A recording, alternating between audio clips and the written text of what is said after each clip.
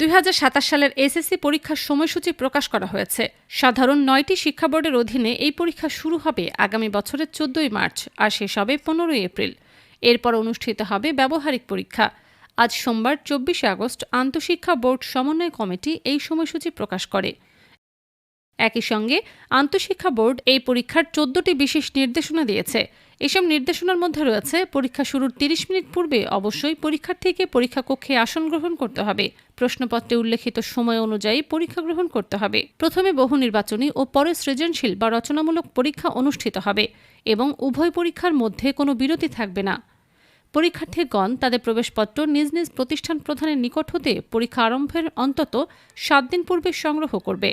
শারীরিক শিক্ষা, স্বাস্থ্যবিজ্ঞান ও খেলাধুলা এবং ক্যারিয়ার শিক্ষা বিষয়সমূহ জাতীয় শিক্ষাক্রম ও পাঠ্যপুস্তক বোর্ডের নির্দেশনা অনুসারে ধারাবাহিক মূল্যায়নের মাধ্যমে প্রাপ্ত নম্বর শিক্ষা প্রতিষ্ঠানসমূহ সংশ্লিষ্ট কেন্দ্রকে সরবরাহ করবে।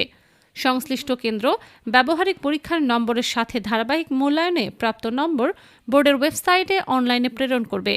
পরীক্ষার্থীগণ তাদের নিজ নিজ উত্তরপত্রের ওএমআর ফর্মে তার পরীক্ষার রোল নম্বর, রেজিস্ট্রেশন নম্বর, বিষয় কোড ইত্যাদি যথাযথভাবে লিখে বৃত্ত ভরাট করবে। নির্দেশনার মধ্যে আরও রয়েছে, কোনো অবস্থাতেই উত্তরপত্র ভাঁজ করা যাবে না। পরীক্ষার্থীকে সৃজনশীল বা রচনামূলক, বহু নির্বাচনী বা ব্যবহারিক অংশে পৃথকভাবে পাশ করতে হবে। প্রত্যেক পরীক্ষার্থী কেবল নিবন্ধনপত্রে বর্ণিত বিষয়সমূহের পরীক্ষায় অংশগ্রহণ করতে পারবে। কোনো অবস্থাতেই ভিন্ন বিষয়ে পরীক্ষায় অংশগ্রহণ করার অনুমতি প্রদান করা যাবে না। পরীক্ষা শুরুর অন্তত 7 দিন পূর্বে পরীক্ষার্থীদের মাঝে প্রবেশপত্র বিতরণ নিশ্চিত করতে হবে। এ বিষয়ে কোনো জটিলতা তৈরি হলে প্রতিষ্ঠান প্রধান দায়ী থাকবেন। পরীক্ষার্থীগণ পরীক্ষায় শিক্ষা বোর্ড কর্তৃক অনুমোদিত ক্যালকুলেটর ব্যবহার করতে পারবে। কেন্দ্র সচিব ছাড়া অন্য কোনো ব্যক্তি বা পরীক্ষার্থী পরীক্ষা কেন্দ্রে মোবাইল ফোন আনতে এবং ব্যবহার করতে পারবেন না।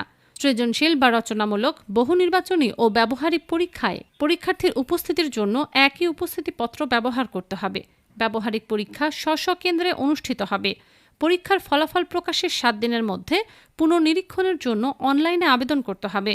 এ বিষয়ে দৈনিক পত্রিকায় এবং শিক্ষা বোর্ডসমূহের ওয়েবসাইটে বিজ্ঞপ্তির মাধ্যমে আবেদন প্রক্রিয়া, তারিখ ও সময় জানিয়ে দেওয়া হবে।